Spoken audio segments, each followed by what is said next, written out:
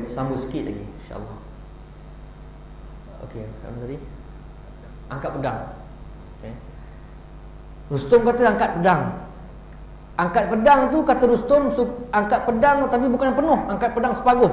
Kalau tuan-tuan tengok tentera laut kahwin kan. Dia tentera laut kahwin, dia angkat tangan, angkat pedang, kan dua baris ni angkat pedang tinggi-tinggi supaya pengantin lalu ke bawah kan. Ni apa istilah tentera saya pun tak tahu, ada istilah dia. Angkat pedang supaya orang lalu ke bawah. Dia nak supaya Rubai' bin Amir lalu sampai depan dia, lalu bawah pedang. Tapi pedang tu tak angkat tinggi, angkat separuh je. Supaya Rubai' bin Amir datang menghadap dia dalam keadaan tunduk, lalu bawah pedang dalam keadaan tunduk. Kan. Kita tahu orang Islam ni kalau suruh tunduk tak tunduk.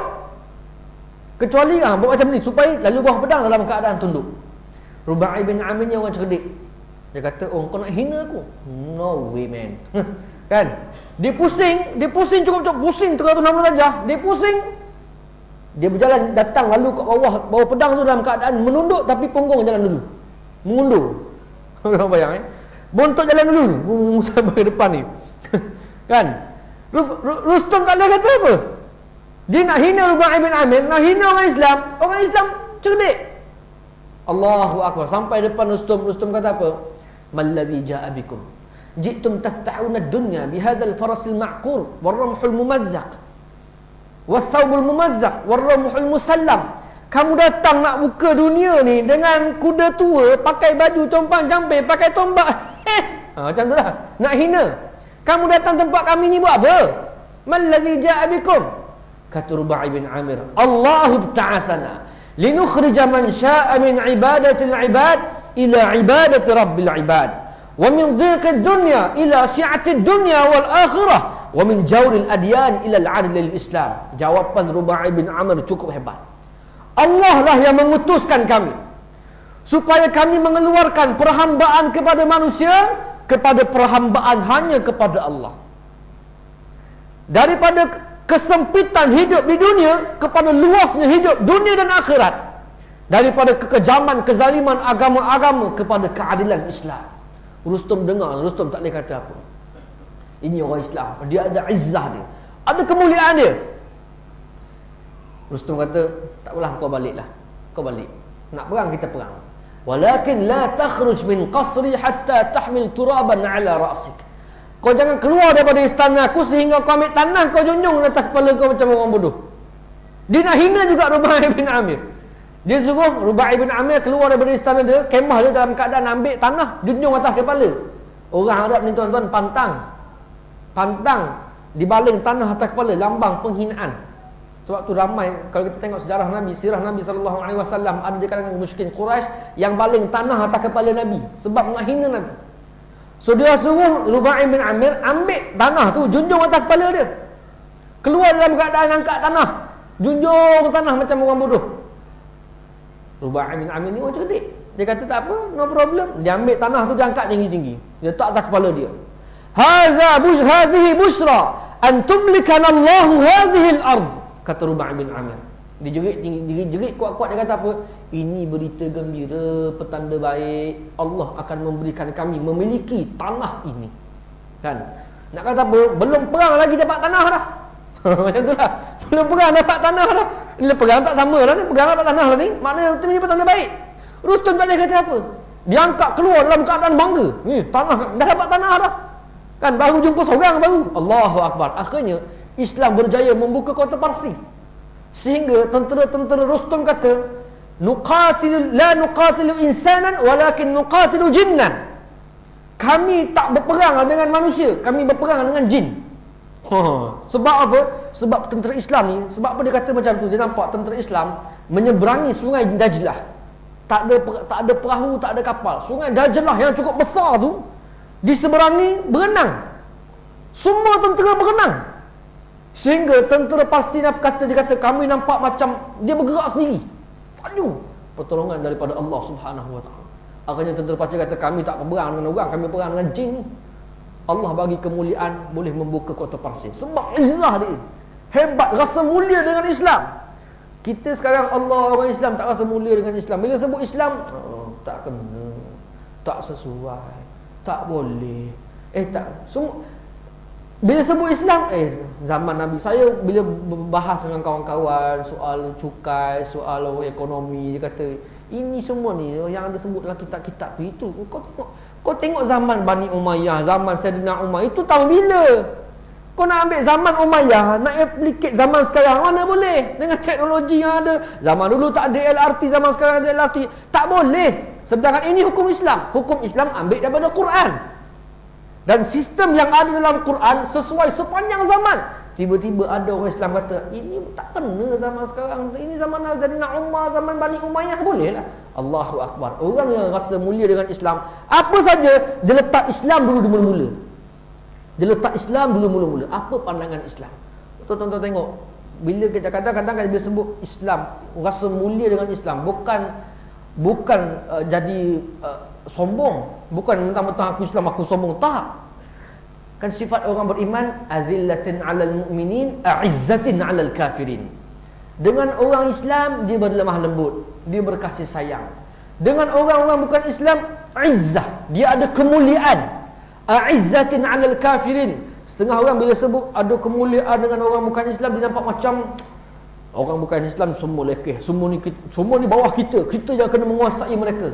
Dari satu sudut betul, cuma bukan nak memberi maksud kita mesti bersikap bengis dengan orang bukan Islam, bersikap kasar dengan orang bukan Islam. Tak. 2-3 hari ini bising isu lambang salib. Kan demonstrasi lambang salib dan sebagainya. Saya tengok, saya ikuti perkembangan tu. Saya duk cari-cari apa sebab ada demonstrasi tu kena turunkan lambang salib. Dia katakan tempat tu 90% orang Islam, 10% je orang Kristian. Jadi tak boleh letak lambang salib. Allahu Rabbi. Kalau tuan-tuan pergi ke bumi-bumi umat Islam, di mana-mana saja gereja paling besar letak lambang salib. Di Syria, Kristian cuma 10%. Nak banding keseluruhan negara Syria, Kristian cuma 10%. Kanisah dia, gereja yang paling besar, tengah-tengah bandar Dimash. Tak ada siapa kacau. Kan? Walaupun ada 10%, tetap ada hak orang bukan Islam untuk melaksanakan ibadah mereka di tempat mereka. Walaupun kita tak setuju, cara tak betul, tapi mereka ada hak di tanah orang Islam. Memang ada perbahasan ulama, kalau Islam berkuasa, Islam berhak. Ada perbahasan pada ulama terdahulu mengatakan Islam berhak, tak boleh kalau tempat tu kawasan orang Islam, tak ada orang bukan Islam, tiba-tiba dibuat, tak boleh. Tapi sekarang di Malaysia, Islam tidak berkuasa secara mutlak. Sebenarnya banyak perbahasan yang berlaku. Dan kalau kita tengok, saya tengok kadang-kadang Allah, apa alasannya tak boleh tengok salib sebab menjejaskan akidah.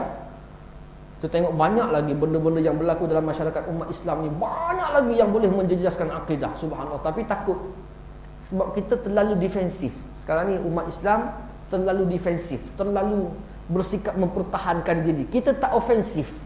Kita tak pergi menyerang, menyerang dengan maksud bukan serang biasa. Serang maksud kita menerangkan terlebih dahulu. Kita pergi kepada mereka nak menerangkan Islam. Kita terlalu bersikap, tak boleh, pertahankan. Kita tak pergi sebagaimana mereka datang tempat kita. Tuan-tuan yang dirahmati Allah Subhanahu wa taala sekalian, timbul bahasa-bahasa yang cukup bahaya, kan? Bahasa-bahasa yang cukup menggerunkan. Allahu Akbar, subhanallah. Saya tengok dalam Facebook, hari ini isu baru Alvin Tan. Kan? Alvin Tan. Dia azan, dia main-mainkan azan. Bila lepas isu salib, dia pun main-mainkan azan. Dia duduk mana? Dia duduk di UK ke mana sekarang ni? Dia tak ada dekat Malaysia. Dia main di azan, dia tak pakai baju, ada lambang cross kat dada dia, pakai rantai, main piano, main keyboard ni, azan. Kan? Konon-konon ayat dia, tak apalah, Allahu Akbar dan sebagainya. Tuan-tuan sekalian, Allah sebut dalam Al-Quran, wala tasubbul ladzina yad'una min dunillah fayasubbullaha adwan bighairi ilm. Jangan sesekali kamu cerca Tuhan-Tuhan orang-orang yang mereka sembah. Orang-orang yang sembah selain Allah, jangan cerca Tuhan-Tuhan mereka.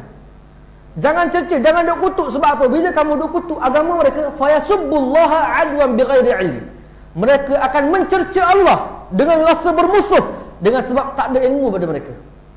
Kalau Allah larang kita cerca agama lain, cerca Tuhan yang lain yang mereka sembah, cerca Tuhan mereka, dengan sebab bila kita cerca, kita kutuk, kita maki, mereka akan kutuk balik.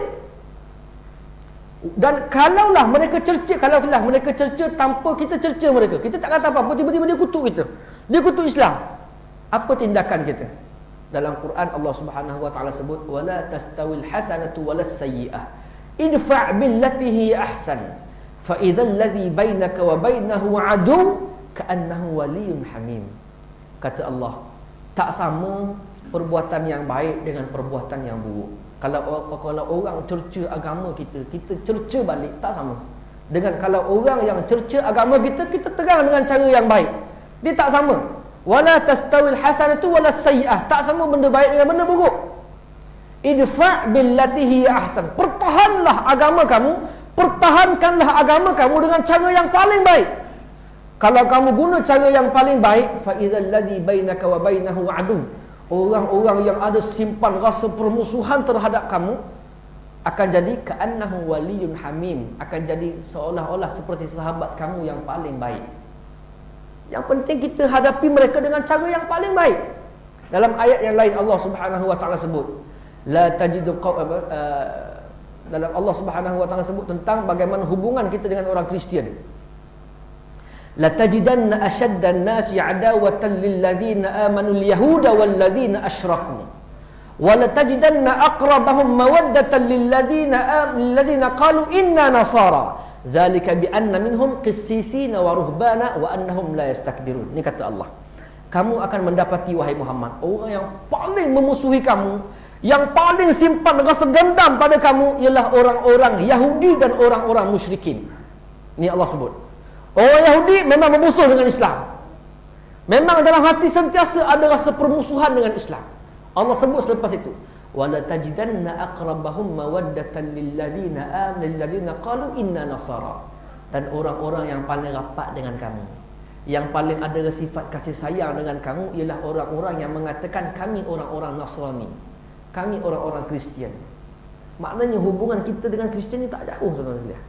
Beza tak banyak. Kalau tuan-tuan belajar Muqarranatul Adyan, Allahu Akbar, beza tak banyak. Ini kita cerita lain kali insya-Allah. Kenapa? Zalika bi anna minhum qissisin, sebab di antara mereka ada qissis, ada padri-padri, ada ruhbana, ada ahli-ahli ibadah. Wa annahum la yastakbirun, ada sebahagian mereka tak bersikap sombong. So kalau kita berhadapan dengan cara keras, berhadapan dengan cara seolah-olah menyerang, membalas dendam, kata-kata yang kesesat, Allahu Akbar, Allah Subhanahu wa taala sebut dalam Quran, fabima rahmatin minallahi lintalahum walau kunta faddan ghalidhal qalb lam faddu min hawlik. Dengan rahmat Allah kamu bersikap lemah lembut dengan mereka. Kalau kamu bersikap keras hati, bengis, lam faddu min hawlik, pasti mereka akan lari daripada kamu. Allah, tuan-tuan sekalian, tengok cara Nabi sikit saja. Sikit ni sebelum pukul 9 ni. Cara Nabi SAW. Ini waktu Nabi berkuasa, Nabi ada kuasa. Bila orang hina Islam, contoh seorang sahabat namanya Sumamah bin Athal. Sumamah ni raja negeri Yamamah, orang hebat. Sumamah kalau bercakap tak ada siapa boleh lawan kata-kata dia. Ni Sumamah ni raja, kita kata Perdana Menteri lah, Perdana Menteri negeri Yamamah. Sumamah ni selepas tahun 6 Hijrah, tahun yang ke-6 Hijrah, Sumamah ni Nabi SAW hantar surat-surat kepada pembesar-pembesar negeri, ketua-ketua kabilah. Nabi hantar ajak masuk Islam. Selepas Islam berjaya bertapak di Madinah, Islam dah kuat dah, Nabi hantar surat kepada kerajaan-kerajaan, Nabi hantar surat kepada ketua-ketua kabilah, ketua-ketua bani ni, ajak masuk Islam. Sampai pada Sumamah, Nabi ajak masuk Islam. Sumamah ni orang cukup gangster lah, hamsik. Dia kata, selepas dapat surat tu, hari inilah aku isytiharkan Muhammad ialah orang yang kamu paling benci. Sehingga setengah riwayat sebut, Sumamah membunuh beberapa orang sahabat Nabi. Suatu ketika Sumamah nak pergi ke Mekah, nak melaksanakan umrah. Kan? Sumamah buat umrah, nak pergi buat umrah cara dia lah, umrah cara sesat tu. Nak pergi ke Mekah, Sumamah lalu nak pergi ke Mekah, dia lalu ke Madinah. Masuk ke Madinah dalam keadaan bernyamar. Tapi para sahabat yang berkawal di Madinah, dia tengok ada orang yang macam suspicious, macam siapa dia ni? Ditangkap orang itu, bawa depan Rasulullah. Rasulullah kata, kamu kenal ke orang ni? Tak kenal. Inilah dia Sumamah yang sangat memusuhi Islam, pantang sebut Islam, dia hinanya Islam. Akhirnya Nabi arahkan para sahabat ikat Sumamah di tiang Masjid Nabawi. Ikat di tiang. Tak boleh bergerak. Hari pertama. Kan Nabi arahkan para sahabat pergi beli susu, pergi beli makanan, bagi makan pada Sumamah. Diikat di tiang. Hari pertama Nabi keluar, dia tanya, "Ya Sumamah, malaka ya Sumamah?" Sumamah, apa cerita hari ni? Kan, tanya khabar. Sumamah, apa khabar hari ni? Apa cerita kamu hari ni? Ni kawan duk terikat kat tiang ni. Orang yang paling kuat memusuhi Islam diikat kat tiang. Sumamah kata, "Khair ya Muhammad." No problem Muhammad, kau nak ikat aku? Khair, no problem. Kan? In taqtul qatalta zadam, kata Sumamah. Kalau kamu bunuh, kamu membunuh orang yang mempunyai darah. Maksudnya, darah Sumamah ni bukan darah biasa-biasa, darah raja. Kalau kau bunuh aku, kau akan cari pasal dengan kaum aku. Ataupun maksud zadam ialah, para ulama sebut maksudnya ialah darah Sumamah, darah yang bernilai. Maknanya nak bunuh bukan senang-senang boleh bunuh. Kalau kau bunuh aku, kau bunuh orang yang mempunyai darah. Hari yang kedua kena ikat ni 2 hari. Hari kedua Nabi tanya, "Malaka ya Sumamah?" Sumamah, apa cerita hari ni? Terikat kat tiang ni. Sumamah kata apa? "Khair ya Muhammad." Okey Muhammad, okey, no problem. In taqtul zadam. Kalau kamu bunuh orang yang ada darah. Wa in ta'fu faqad afauta an syakir. Kalau kamu memberi kemaafan, kalau kamu ampunkan aku, kamu tahu aku ni orang yang pandai berterima kasih. Kan lain macam dah, nada dia dah bunyi lain macam dah. Kan? Diikat kat masjid. Bila ikat kat masjid dan tuan sekalian, dia akan nampak apa yang Nabi buat, cara sembahyang Nabi dengan para sahabat, bagaimana muamalah Nabi, macam mana Nabi bertemu dengan rakyat dia, sebab pemerintahan dalam masjid. Sumamah nampak Nabi buat apa, hari-hari duduk kat tiang masjid. Hari ketiga, ni kena ikat lagi ni. Dia kata, "Wahai Sumamah, malaka ya Sumamah? Sumamah, apa cerita hari ni?" Sumamah kata apa? "Khair ya Muhammad, in taqtul zadam, wa in ta'fu an syakir." Kalau kamu bunuh orang yang ada darah. Tapi kalau kamu ampunkan aku, kamu akan tahu aku ni orang yang pandai berterima kasih. Tapi kalau kamu nak harta, aku boleh bagi harta.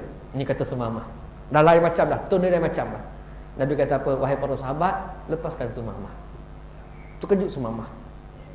Lepas macam tu saja. Lepaskan Sumamah. Para sahabat lepaskan Sumamah. Sumamah keluar daripada masjid, pergi masuk satu kebun tamar. Sumamah mandi. Dia mandi bersih-bersih, pakai baju elok-elok, jumpa Nabi SAW. "Ya Rasulullah, dulu kamu adalah orang yang aku paling benci. Wajah kamu adalah wajah yang aku paling benci. Hari ini wajah kamu adalah wajah yang aku paling sayang." Kata Sumamah, "Dulu agama kamu adalah agama yang aku paling benci. Hari ini agama kamu adalah agama yang aku paling sayang." Muhammad, dulu tanah ini, negeri ini adalah negeri yang aku paling benci. Sekarang ini, bumi ini adalah bumi yang paling aku sayang. Sumamah mengucapkan kalimah syahadah di hadapan Nabi SAW. Allahu Akbar. Sebab idfa' billati hiya ahsan. Dalam keadaan orang yang cukup memusuhi Nabi. Dalam kisah yang lain. Saya rasa setakat saja insya-Allah. Kisah pendek je, tak puas hati tak cerita kan. Sebab kena dengan isu sekarang ni. Kisah lain, kisah Da'thur, setengah riwayat sebut Du'thur ni seorang hamba, Du'thur bin Al-Harith Al-Ghaffani. Suatu ketika Nabi SAW pergi perang, ikut para sahabat, dengan para sahabat dia pergi perang, Ghazwatu Anmar, satu peperangan namanya peperangan Anmar.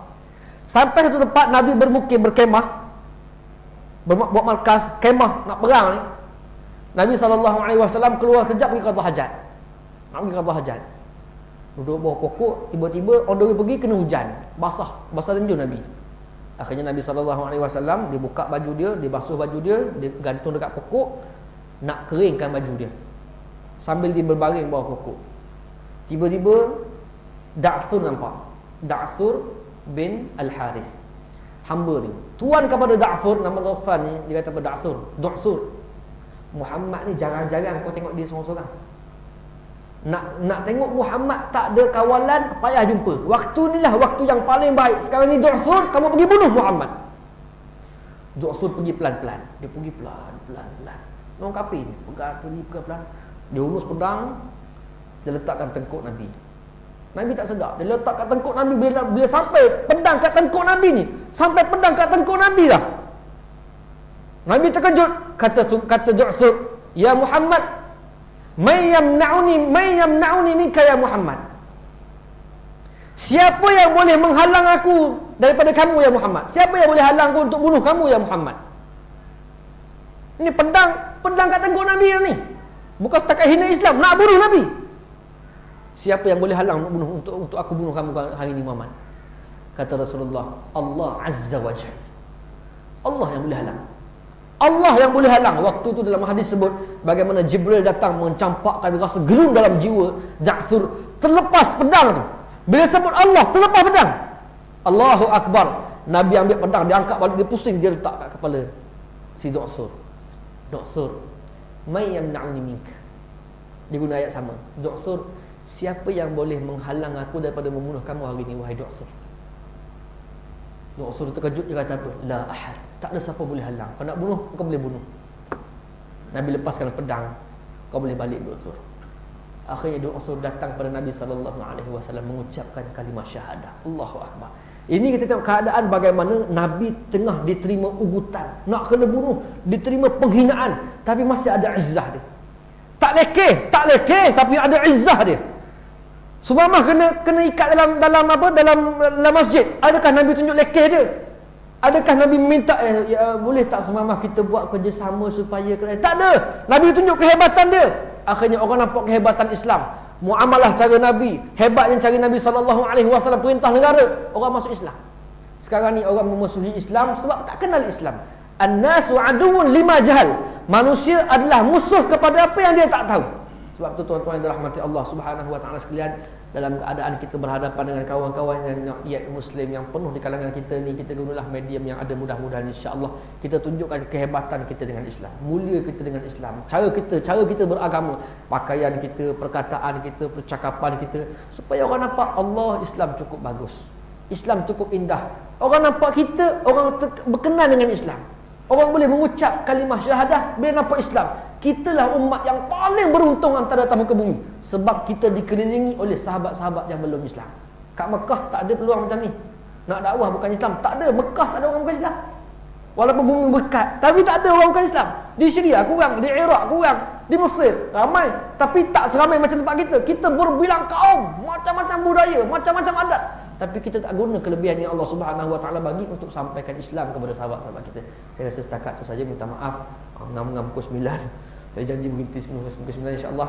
Mudah-mudahan insya-Allah jangan datang ni panjang sikit tak turut. Wallahu a'lam. Minta maaf banyak-banyak. Assalamualaikum warahmatullahi taala wabarakatuh.